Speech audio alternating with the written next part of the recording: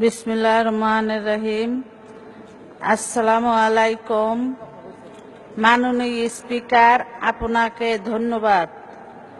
Budget আলোচনার শুরুতে আমি গভীর শ্রদ্ধা স্মরণ করছি সর্বকালের সর্বশ্রেষ্ঠ বাঙালি জাতির জনক বঙ্গবন্ধু শেখ মুজিবুর রহমানকে।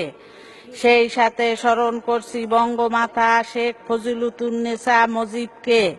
শ্রদ্ধা জ্ঞাপন করছি জাতির চার নেতা ও বরিশালের মাটির মানুষের নেতা, মুক্তিযুদ্ধের অন্যতম সংগঠক শহীদ আব্দুর রব সিনিয়াবাদ সহ মহান স্বাধীনতা যুদ্ধের ৩০ লক্ষ শহীদ, ১৫ই আগস্টে নিহত সকল শহীদদান সহ দেশের জন্য সম্ভ্রম হারানো ২ লক্ষ মা বোনের প্রতি। মাননীয় স্পিকার, এবারে আমি ২০১৭-১৮ অর্থ বছরে ৪,২৬৬ কোটি টাকার প্রস্তাব বাজেট সম্পর্কে কিছুটা আলোকপাত করতে চাই। মাননীয় স্পিকার, মাননীয় প্রধানমন্ত্রী জননেত্রী শেখ হাসিনার নির্দেশনায় মাননীয় অর্থমন্ত্রী যে বাজেট দিয়েছেন তা অত্যন্ত সময় উপযোগী বাজেট এবং গণমুখী। এই বাজেট যে গণমুখী হয়েছে তার প্রমাণ বাজার পরিস্থিতি বিভিন্ন সময় আমরা দেখতাম বাজেট দেওয়ার সাথে সাথে বাজেটের জিনিসপত্রের দাম বেড়ে যেত, কিন্তু এবার বাজেটের পর দেশের বাজার পরিস্থিতি স্বাভাবিক রয়েছে। এর অর্থ এই বাজেট জনগণের কল্যাণের বাজেট, এই বাজেট দেশ এগিয়ে যাওয়ার বাজেট, এই বাজেট সুষম উন্নয়নের বাজেট, এই বাজেট ২০২১ সালের আয়ের দেশের মধ্যম আয়ের বাংলাদেশের মধ্যম আয়ের দেশের পরিণত হওয়ার বাজেট। তাই এই রকম একটি সুন্দর গণমুখী বাজেট প্রদানের জন্য মাননীয় প্রধানমন্ত্রী জননেত্রী শেখ হাসিনা ও মাননীয় অর্থমন্ত্রীকে আমার এলাকাবাসীর পক্ষ থেকে আন্তরিক অভিনন্দন জানাই।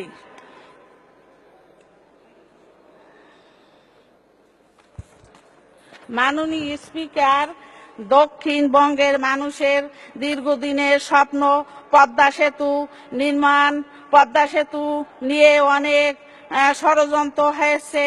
সকল ষড়যন্ত্র মোকাবিলা করে আজ এই সেতুর কাজ মানুষের কাছে দৃশ্যমান। ২০১৮ সালে এই সেতু দিয়ে দক্ষিণ পশ্চিম অঞ্চলের মানুষ চলাচল করতে পারবে। এই সব সম্ভব হয়েছে মাননীয় প্রধানমন্ত্রী জননেত্রী শেখ হাসিনার যোগ্যের নেতৃত্বের কারণে। মাননীয় পটুয়াখালী জেলার মেডিকেল কলেজ প্রতিষ্ঠা করা হয়েছে। পায়রা তৃতীয় সমুদ্র বন্দর এবং তৃতীয় ১৩২০ মেগাওয়াট ক্ষমতার বিদ্যুৎ কেন্দ্র স্থাপনের কাজ শুরু হয়েছে এবং দ্রুত গতিতে এগিয়ে চলছে। লেবুখালী সেতু নির্মাণ কাজ দ্রুত এগিয়ে চলছে। শেখ কামাল, শেখ জামাল ও শেখ রাসেল সেতু নির্মাণ করা হয়েছে। তাই পটুয়াখালীর বাসীর পক্ষ থেকে মাননীয় প্রধানমন্ত্রী জননেত্রী শেখ হাসিনা এবং মাননীয় সড়ক পরিবহন ও সেতু মন্ত্রীর প্রতি কৃতজ্ঞতা জানাই। মাননীয় স্পিকার, মাননীয় প্রধানমন্ত্রী জননেত্রী শেখ হাসিনা সরকার দেশ এগিয়ে যাচ্ছে। সারা দেশের ব্যাপক উন্নয়ন হয়েছে, মানুষ ভালো আছে, মানুষের জীবনযাত্রার মান বেড়েছে। কিন্তু জামাত, বিএনপি তথা খালেদা জিয়ার এই উন্নত অগ্রযাত্রা ভালো লাগে না। তাদের ভালো লাগে দেশের মানুষকে হত্যা করতে, দেশের অর্থনীতিকে ধ্বংস করতে, দেশের অগ্রযাত্রাকে থামিয়ে দিতে। কিন্তু তারা যতই ষড়যন্ত্র করুক কখনো তারা সফল হবে না। কারণ জনগণ এই খুনি খালেদা জিয়াকে আর দেখতে চায় না। মাননীয় প্রধানমন্ত্রী জননেত্রী শেখ হাসিনার নেতৃত্বে দেশ এগিয়ে যাবে। শেখ হাসিনার সরকার মানে দেশের উন্নয়ন, এই জন্য বারবার দরকার শেখ হাসিনার সরকার। আমরা বিশ্বাস করি আগামী 2019 সালের নির্বাচনে বাংলার মানুষ নৌকায় ভোট দিয়ে জননেত্রী শেখ হাসিনাকে টানা তৃতীয়বারের মতো প্রধানমন্ত্রী নির্বাচিত করবে ইনশাআল্লাহ।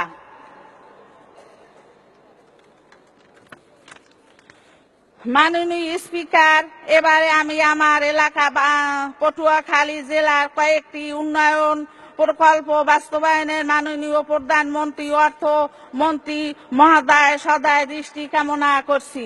মাননীয় প্রধানমন্ত্রী পটুয়াখালীতে একটি মেডিকেল কলেজ দিয়েছেন, যার কার্যক্রম এখন অস্থায়ীভাবে পটুয়াখালী সদর হাসপাতালে চলছে। একটি আধুনিক ও পূর্ণ অঙ্গ মেডিকেল কলেজ স্থাপনের লক্ষ্যে মেডিকেল কলেজ ক্যাম্পাসটি শহরের মধ্য দক্ষিণ দিকে নির্মাণ করা হলে পর্যাপ্ত জায়গা পাওয়া যাবে, যার ফলে প্রয়োজনীয় অবকাঠামো নির্মাণ করা সহজ হবে এবং সাধারণ মানুষের ভালোভাবে চিকিৎসা সেবা প্রদান করা যাবে। তাই পটুয়াখালী মেডিকেল কলেজটি জেলা শহরের মধ্য দক্ষিণ দিকে একটি স্বতন্ত্র জায়গায় স্থাপনের জন্য মাননীয় প্রধানমন্ত্রী ও স্বাস্থ্যমন্ত্রী মহোদয়ের কাছে জোর দাবি জানাই এবং সাথে সাথে পটুয়াখালী মেডিকেল কলেজের নাম শেখ রাসেল মেডিকেল কলেজের নাম করণের জন্য জোর দাবি জানাই।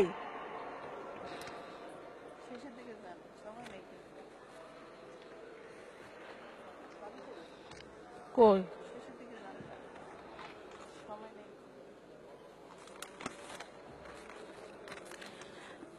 পটুয়াখালী জেলা সদর উপজেলা, মির্জাগঞ্জ উপজেলা ও দুমকি উপজেলা কাঁচা রাস্তা সমূহ কার্পেটিং দ্বারা পাকা করার জন্য অনুরোধ করছি। পটুয়াখালী জেলা সদর উপজেলা, মির্জাগঞ্জ উপজেলা, দুমকি উপজেলা প্রতিটি ইউনিয়নের বিদ্যুতের ব্যবস্থা করার জন্য অনুরোধ করছি। পটুয়াখালী লোহালিয়া নদীর উপর এলজিটির চলমান সেতুর কাজ বন্ধ আছে, এটি দ্রুত ধন্যবাদ মাননীয় সদস্য আপনাকে।